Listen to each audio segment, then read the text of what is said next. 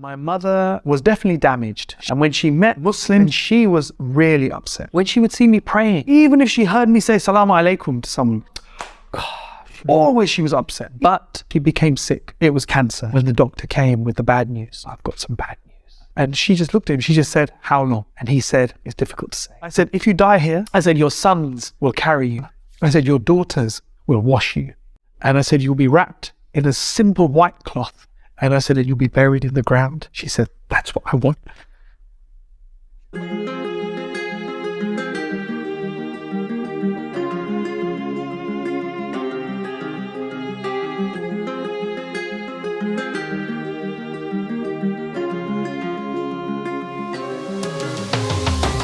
In those days, I don't think I believed in anything. By the time I was 18, I was failing everything. I was failing all my school exams, and all I wanted was to work in the music business.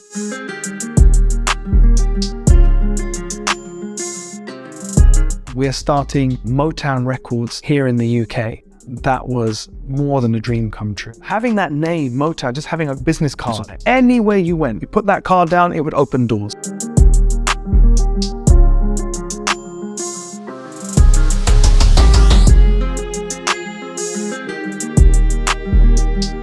I was literally inside a party, and he came and he knocked on the door of the party, and he knew I was there, and he called me and he said, I want you to come to the mosque tonight. I said, I'm here with my friends. I said, uncle, please. And another day, no problem. He said, no, tonight. And again, I said, I can't leave. And he said, I'm not arguing, I'm telling you.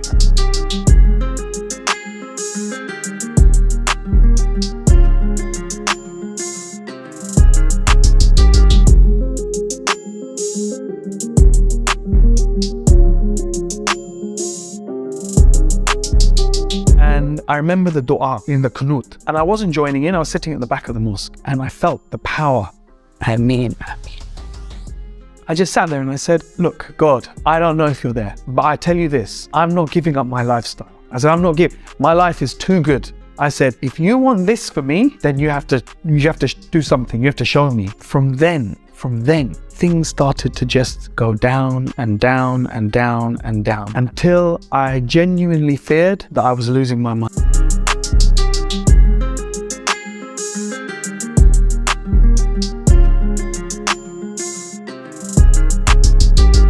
I remember one day, the son of my uncle who took me to the mosque to meet somebody, an imam. And I remember the imam kept saying to me, "They're traveling with no direction."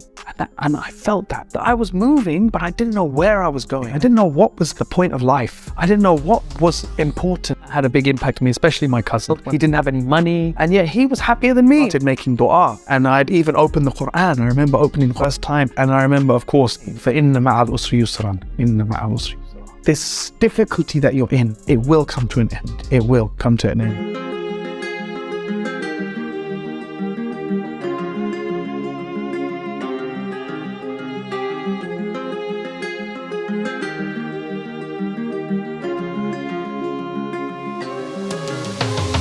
So my father, he believed in Islam, but he didn't believe in conventional Islam. He wasn't worried about Islam, but he was concerned that I was becoming extreme. My mother, she actively hated religion. It affected our relationship for many years. My mother was definitely damaged. And when she met Muslims, and she was really upset. Even after 15 years, and even when she would see me praying, always she was upset. Even if she heard me say Salaam Alaikum to someone, God, she would go, that's stupid. She would shout at me. She was very upset for a long time, but she became sick. It was cancer. When the doctor came with the bad news, he came, he took her hand and he said, I've got some bad news. And she just looked at him, she just said, how long? And he said, it's difficult to say. This was so shocking. I can't say to my mother, Allah will forgive you. I can't say to my mother, the next life, Alhamdulillah. I can't say to my mother, Allah will reward you for your sabr. I can't say anything because she doesn't believe. My brother, he is agnostic, maybe atheist. My sister is Buddhist. You know, my closest people in my family are not religious, many of them. Then the next thing happened, mashallah, my cousin, the same one we were very close to, he sent her an email because she was like a mother to him. And you know, at the bottom of your email, you can have a little tag. At that time, a quote by the poet poet and author, the Nobel Prize winning author, George Bernard Shaw. And my mother loved George Bernard Shaw. At the bottom of the thing, George Bernard Shaw had said this quote about the Prophet Muhammad. He said, if anyone was able to cure the problems of this world, it would be none other than the savior of humanity, Muhammad.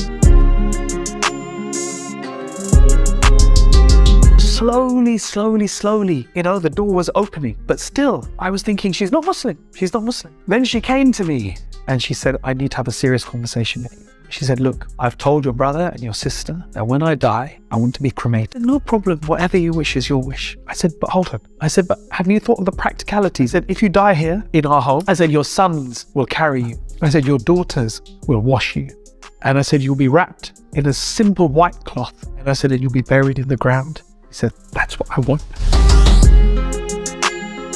And Alhamdulillah, she phoned my brother and sister, and they couldn't believe it because they know that she doesn't like Islam. Now I've got a problem. She's not Muslim. What am I going to do now? Because so many people were visiting. I just want everyone to go. So I said to her one day, I said, the way the body works and how incredible it is. I said, do you think it's possible that this is designed and didn't just happen by chance? She said, yeah, I think so. I said, okay. I left it, that's it. Then I came back next time. Again, people coming, days going by. I don't know if she's going to live 1 day, 4 days, 5 days.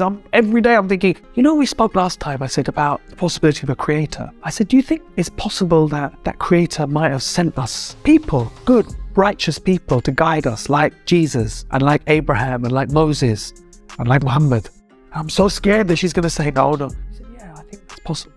Now, in my heart, that's enough, because I'm afraid that if I say to her, say Shahada, she'll say, well, I'm not saying this, and then I'm stuck. So I came down and I said to my wife and my son, I said, Alhamdulillah, she said she believes in a God, she said she believes that there are prophets, it's enough. My son, he said, it's not enough, Amba, it's not enough. I said, wait. He said, let me go and talk to her. I said, no, because if she says no, then we're stuck. He went upstairs. It felt to me like he was up there for 5 hours. I was just walking left and right. And he came, I don't know how long it was. I said, what happened? He goes, yeah, but no problem, she gave Shahada. Allahu Akbar. So she gave her Shahada in Arabic. Alhamdulillah. And she's buried, Alhamdulillah, in a Muslim cemetery. Alhamdulillah.